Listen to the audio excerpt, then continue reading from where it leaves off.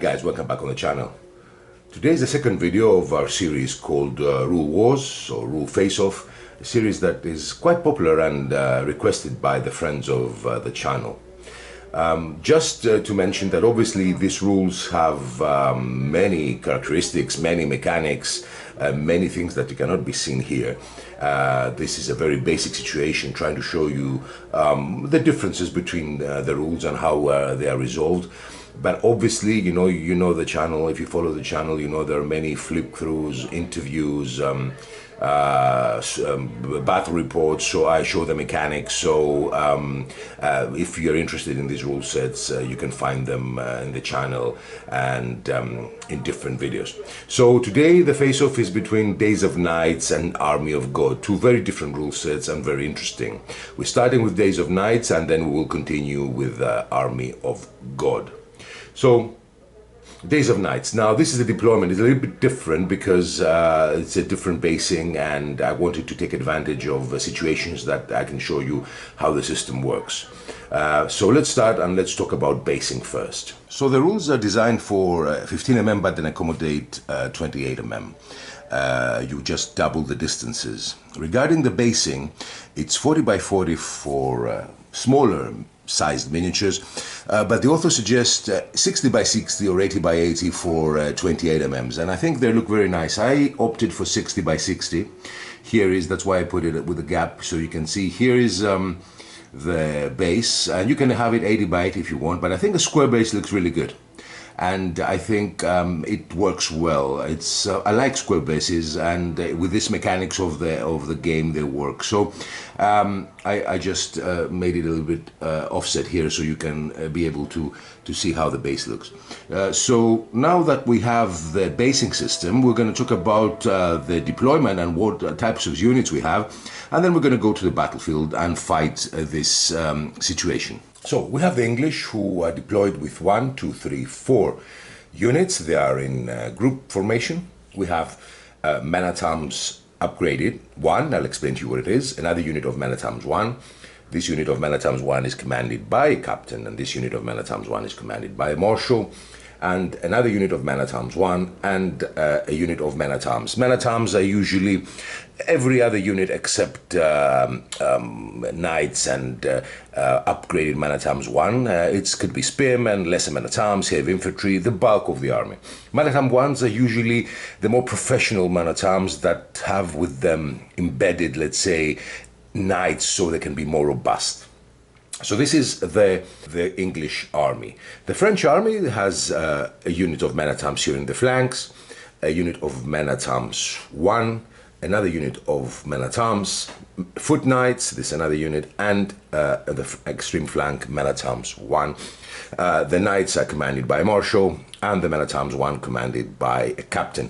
Captains and marshals and generals play, and other mercenary captains play. There are so many denominations in Days of Knights play a very important role because they have a different attributes and they can command a different number of troops.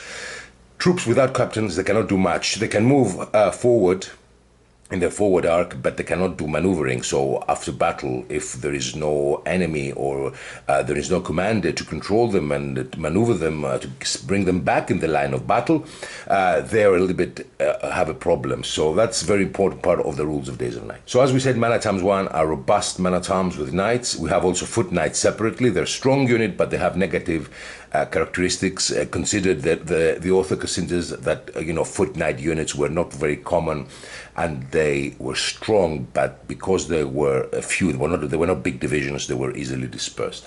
So we considered, as previously from the previous game, that the French have it's their turn and they will charge. In this situation, the French with Days of Knights charge as a group, and they will charge to the opposite directions. Now here we have the extreme flank, and that's why I put it. The French have an extending flank, as you can see, and I did this for purpose so you can see how the rules work when you have an extended flank, and how a very interesting rule from Days of Knights. So the French will charge, but before we charge, there are some certain units in the rules that cause panic and fear. And this is foot knights, mounted knights, and heavy cavalry. So here, as I said to you before, this unit is a unit of foot knights commanded by a marshal, and they're attacking an English unit of men at arms, basically spearmen, heavy infantry, you know, the bulk of the army, as I said before. Now, this unit has to take a panic test because it's been attacked by these fearsome French foot knights. So we have to start, before we do anything, we have to start by rolling for a panic test for the English. So we roll for a panic test for this English attacked by the French foot knights. The panic test, there is a table, and every unit has a panic number. You can be demoralized, you can be double demoralized, or you can get destroyed. The rules work with the D9, with the D10, and let's roll and see. So we're all a 1. Oh, that's a disaster. We're all a 1. If you go to the table, 1 means destroyed for men at arms. So immediately, the English knights, the English army, the English infantry, men at arms, seeing the French attacking them, they panic, they break. Now, because they have beside them men at arms 1, strong and powerful units, the men at arms can get a +1. It's the support is they give them confidence having them beside them. So that means that this 1 will become a 2. They get a +1. So immediately this change the table, because 1 is destruction, 2 is just double demoralized. Again, a disaster for the English. Double demoralized, I put 2 dice in the bag, means that if they lose, they're destroyed, but at least they keep the line of battle and they avoid even worse situations. So this is how it works. Now we can do the charge, and I will come back to you with the hand-to-hand combat, and I'll show you something that happens in Days of Night when you're charging and you have an extended flank. Let me explain to you now. So when you're a charger and you have an extended flank, immediately you can do a flank attack. It means that the bulk of the army can go around your opponent, it makes sense, and it flanks him. So you cannot do this when you're a defender, or if you can do it only if you have an extended flank. If the English had an extended flank and the French attacked, they couldn't have done it unless it was their bound or they were charging. But the French now are charging, so this extended will go to the flank immediately and will provide a negative modifier. If the English broke from the panic and there were 2 French units outflanking the English, you could have done a flank and a rear attack. The bulk, you know, of the extended flank is moving around the opponent. It makes very good sense.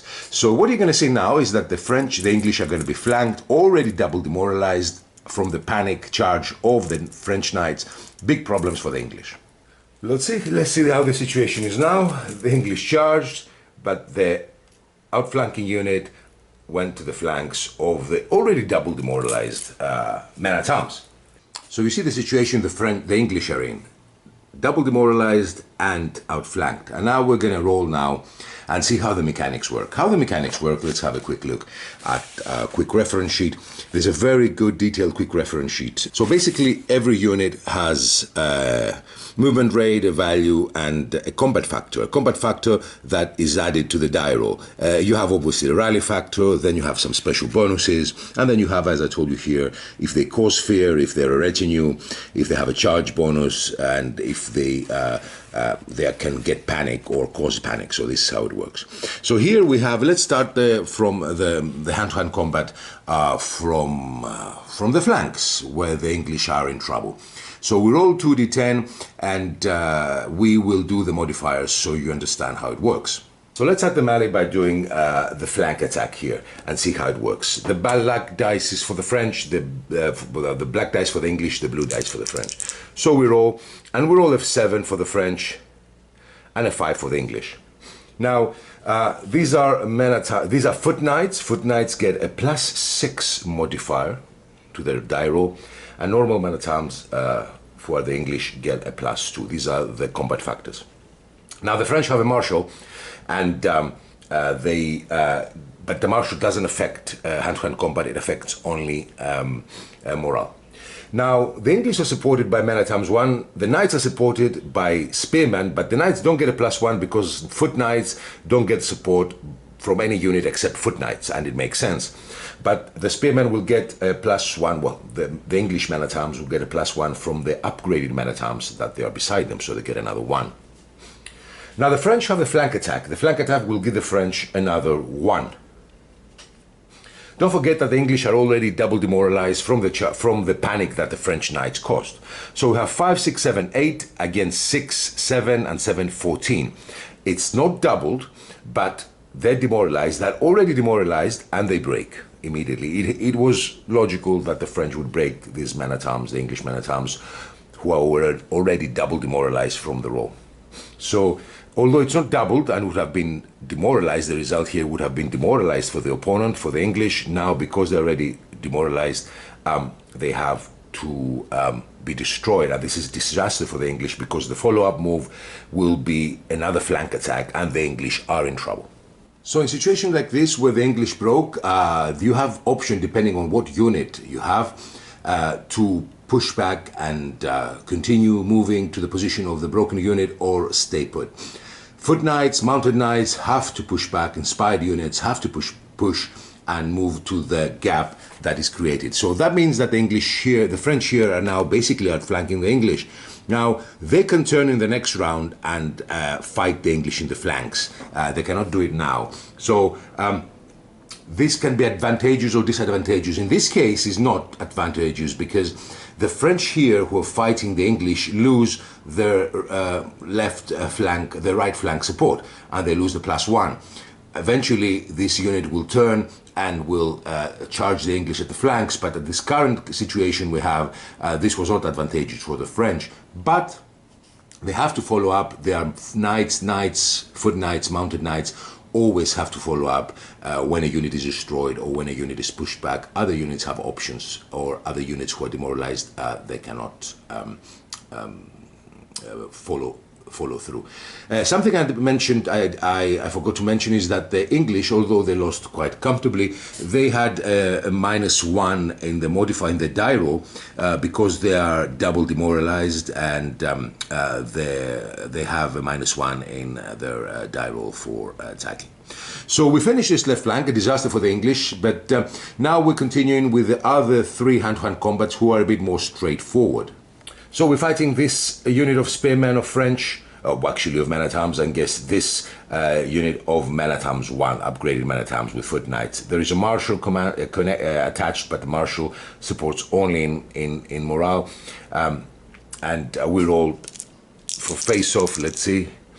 And we have a 9 and a 10. Now, a 9 for the English, who get a +4. This is the combat factor of men-at-arms 1, and they have support only from one side, so they get another +1.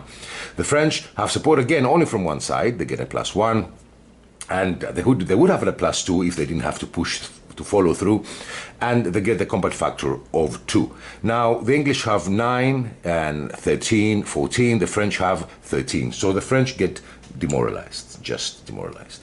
Now, the other battle here, again, men-at-arms 1 against men-at-arms 1, but the French have a captain who gives a +1 to the defense, +1 to the die roll.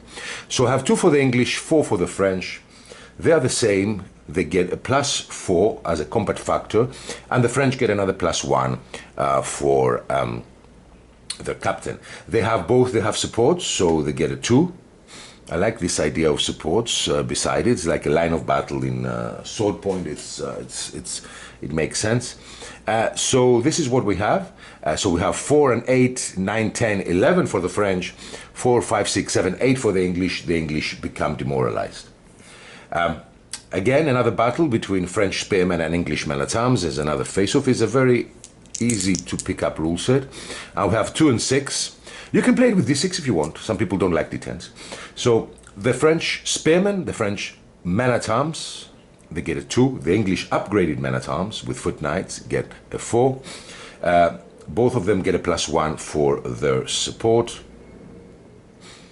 And that's the result. So we have 6, 7, 8, 9 for the French, 4, 6, 7, 8, 9 for the English, and it's a draw, nothing happens. So this is the first round of melee. So what would have happened afterwards? Now the French here would have been able to turn and give a +1 as a flank attack to the English. And this unit now here in the back needs a commander to maneuver, otherwise it has to stay in the back. So it cannot maneuver, it cannot play a role at the moment. The units that are already demoralized, when they roll a dice, let me show you. So the units that will get demoralized will get a -1 in the combat factor or die roll. So if we fought, for example, this battle again, here, where the English are demoralized and we rolled, we would roll, excuse me, a 4 and an 8 for the English, but the English, because they're demoralized, they would have gone to a 7. So this is how the battle works. Double demoralized units have a different, they cannot engage and they have -1 in rallying, so double demoralized units get more. So this is how Days of Night very simply, very quick work. I hope you understood and I hope you enjoyed this part of the video. And now we're going to Army of God. So Army of God is a different rule set. The bases suggested by the author are 80 by 20. These are for small miniatures, if I'm not mistaken. But in general, if you want it for bigger miniatures, now for this for me is I think 80 by 60 or 100 by 60. It doesn't matter. If you keep this parallelogram style, type of impetus base, it works fine as per the rules. Now it's a very different rule set. We have 3 units from each side. Every unit has a stamina and a morale depending on the training. Like you have veteran troops, you have trained troops and untrained troops. So the veteran troops have morale of 5 and stamina 5. The trained troops 4 and 4. And the untrained troops 3 and 3. Obviously these play important role, as you understand, and you have it with some micro dice in the back. I put these dice here, you can put even smaller. So this is the important part of the rules. The rules are based on the feudal wars. They're not for the 100 Years' War, but very easily accommodating the 100 Years' War. I've talked with the author, who had interviews and chats, and although it's specific to the let's say Baron Wars, or let's say up to the end of the 13th century, it can accommodate easily armies for the 100 Years' War. So every unit has different characteristics. You have type, then if it's regular or irregular, you have movement, training if it's trained, the threat level, armor, and some special rules. So all these play important role in the actual hand-to-hand combat. So every time you fight hand-to-hand combat, your stamina is reduced, regardless if you win or if you lose. And obviously, if your stamina is reduced to 0, then you have negative modifiers. Then, depending on the result of the battle, your morale is reduced. And then when the morale is reduced, the unit is basically destroyed. But your stamina you can regain by performing, by being immobile and not fighting for a certain period of time. So let's put the French who are charging, and let's see how the rules work. So the French are charging, and we'll do the hand-to-hand combat and see how. So how the charge works here. Here we have, let's say, the similar as DBA pips command points. You roll command points, and then you attribute command points to do some actions. You can move armies as groups, but when charging, the rules, you have to charge individually. So in order for me to charge these 3 units, I need to have at least 3 command points. Let's roll and see. And I have 4 command points. So that means these 4 command points are enough for me to charge all my units. If I had 2 command points, that would have meant that I would not be able to charge all my units. I wouldn't have enough command points, and I would have charged only 2. Another nice idea, I like the idea in the rules where, you cannot do everything, because, orders don't reach. In this 100 Years' War battle was mayhem. So orders don't reach, orders are not followed. So I like the idea of that you have certain number of points to do everything on the battlefield. So we roll 4. That means that all units will be able to charge. So we have the charge. Already the stamina of the units will go to 4, because every time you find, well, not to 4, 1 down, because every time you have hand-to-hand combat, your stamina is reduced. So the veteran troops from 5, the stamina will go to 4. From trained troops to 3. The 2 English troops are trained. And for the French, again, this is trained troop. This is untrained troops, so they will go to 2. So they're getting tired already. The veteran troops will go to 4. And the trained troops will go to 3. So already your stamina is down just fighting hand-to-hand combat. So let's start rolling. We roll with the d6 and see what we add to the modifiers and see how the rules work. So let's recap the Army of God. So we have the charges. The charges were successful because the commander rolls for initiative points, although it moves units as a group with 1 initiative point. You have to move individually the units when they're charging. So we had 3 commands, 3 units, and we rolled a 4, so all of them managed to attack. Every unit, depending on its quality, if it's veteran, trained or untrained, has a morale and stamina factor. 5 for trained, 5 for veteran, 4 for trained, and 3 for untrained units. So we start the charging, and we're going here. Now, every unit has some characteristics that are added to a die roll of d6. Now, these characteristics are the attributes of every unit, and as we said, for example, foot knights that we have here, we have 3 units of foot knights for the English, and 1 unit of foot knights and 2 units of foot sergeants, let's say, for the French. Now, foot knights have a threat level of 3, armor of 2. They're veterans, so they have 5 and 5 stamina and morale, and they're regular. This has to do a lot with support. Foot sergeants, the French, have a threat level of +1, an armor of +1. They're trained and they're regular and they are disciplined. All these special rules play important in the hand-to-hand combat. The English foot knights, we have all the English foot knights. They have the same. They have similar attributes as the French. So they are foot knights, they have a threat level of 3, armor of 2, they're veteran, they're regular, and they have the special rules of pursue. So let's roll and see what's going to happen. So we roll 2d6, black, red for English, white, blue for French. It's 4 and 1. Now the author does it a little bit differently. It adds and subtracts all the modifiers, ending up with a number, and this number will go obviously. So if the threat level of the English is 3 and the French is a 2, it's +1 for the English, and then you add all the modifiers and you reach a number, and this will be added to them to the unit that has the best modifier. But I like to put modifiers and see them and then do the final calculations. So how do we roll a d6 and now we check for bonus in combat. So we check the threat level. Now we have man-at-arms, foot knights against spearmen. Now the foot knights have, let's get a red dice, the foot knights have a threat level of a +3. So we have a threat level of +3. And they have an armor of +2. They have support regular, they're all regular units supporting each other, but the support here is different. It's only if you're not in hand-to-hand combat. So if this unit in the center, from both French and English, were not fighting, they could give support to their flanking units. But if you're fighting, not like Days of Nights, you cannot support your opponent. So then you check for any combat tokens added to the combat. We don't have anything like this. If we have any hills, attacking disorganized units, defending fortifications, we don't have anything in this. So this is the result for the English: 4, 5, 6, 7, 8, 9. And now let's go to the French and see the Northern French army. What they have, these we said are, we named them foot sergeants, and they have a threat level of +1. They have an armor of +1 also.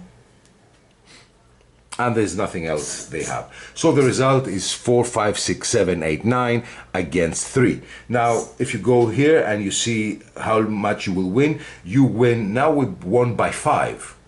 More than 5 is 3 against 9. So slaughter, push enemy back 1 base and reduce enemy morale by 1 point. And increase the winner's morale by 1 point, and not greater than their actually starting value. So we pushed back.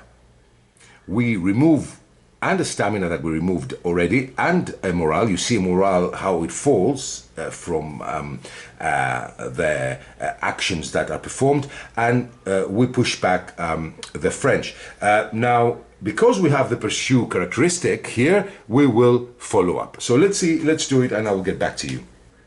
So let's see what happened. Now, this was a very historical result. The English won by 5. That means they pushed back the foot sergeant, the Fred foot sergeant. This was a great victory. They will increase their morale by 1, but because the English are veteran, they have a morale of 5, but this is the capped number, so they cannot go higher. If they had 4, they would have gained a morale point. Now, both armies, as we said, both units reduced their stamina to 4 and 3. They lost 1 point of stamina because of the hand-to-hand combat. And now this the morale of the French will be reduced to 3 because of this really destructive victory of the English. Now the English, because they have, as you can see here in the army list, the characteristic of pursue, that means they cannot let the French be pushed back and not follow up. So the English follow up. So you see what happened here, really a very historical result. The English pushed back, the spearman, the sergeant lost the morale. They go to 3 now. Both units lost stamina because of hand-to-hand combat, and the English would have gained a morale point, but they cannot go further than 5. As we said, veterans have 5, trained have 4, untrained have 3. 3 and 3 in both cases. So let's go to the next melee. This is quite interesting, I think. And we fight, this is men-at-arms and men-at-arms. So we have, this is a straight die rule. We have 6 and 1. There is no support. And because I told you they keep fighting. So we have a threat level of 3 and an armor of 2. So both will get a 5 and a 5 for the French. Now there are not other characteristics here. There's no supports. There is no hill. There is no attacking disorganized. Obviously there are rules for this. So the English win 11 and 6. That's again more than 5, and that would mean that these foot knights will be pushed back. The English have to follow because they have the pursue rule, and the morale and the stamina is reduced already to 4 because any hand-to-hand combat, even if you win it or lose it, your stamina is reduced to 4, and the morale will be reduced to 4 from 5. So that is another, problem for the French. The stamina is reduced, and as we know in these rules, if the stamina goes 0, they're destroyed. They will be pushed back, and let's see what's going to happen in the next one. Let's do the action. The English will pursue.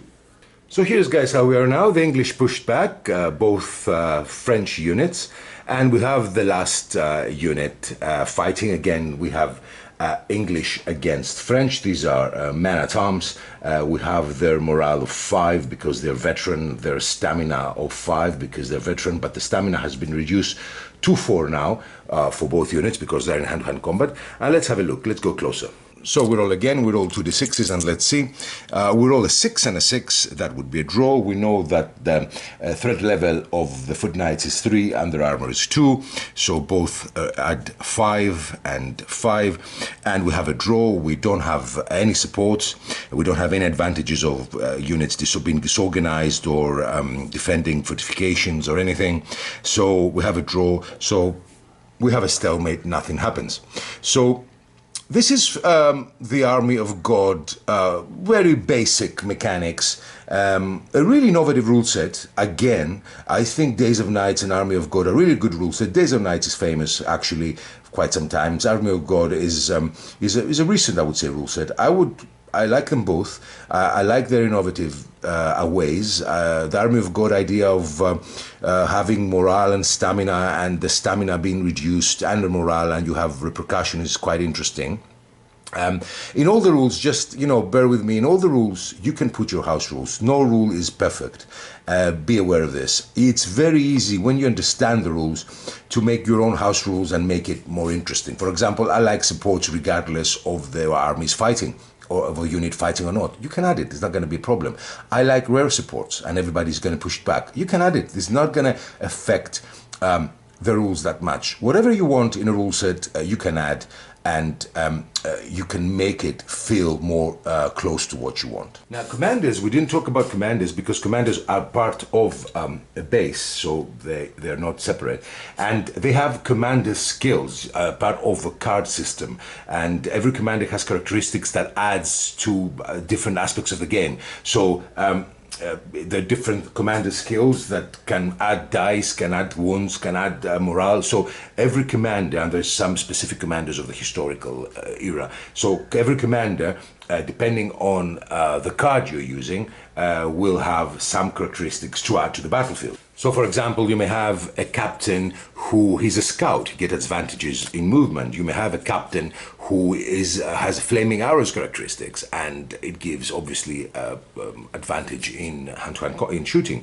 Or you can have a captain who is an expert in cavalry charge. So every captain, and obviously commanders have different characteristics and more, has characteristics that add to the hand-to-hand combat or to the game. So that's why I didn't go into much detail. So this for me, guys. Thank you so much for watching. I hope you enjoyed the video. Next week, what we're gonna do, give me your opinion. I'm thinking of Tactica Medieval against DBA 3.0. Just to go with some oldies, but you give me your opinions in the section below. I know you're interested, you like this this series. Give me your opinion if you have any rule sets that hopefully I have, and you would like to see face off with another. Again, thank you so much for watching. Thank you for supporting the channel, and hope you follow the campaign. I'm preparing it now. Thank you so much for watching, and bye bye.